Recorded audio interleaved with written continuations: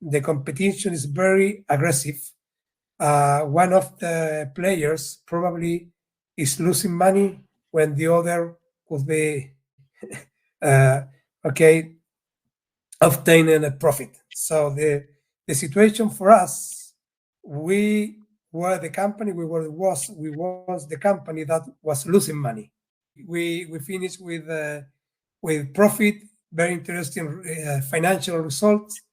It's and a happy end with the workers for the final year bonuses, and so it changed the mood, economic, financial sustainability of the company.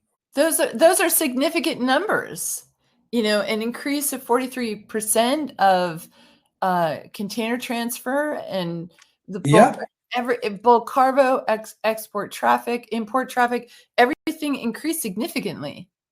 Yeah, and the earning too, the revenue, the profit, everything changed. It was a turnaround.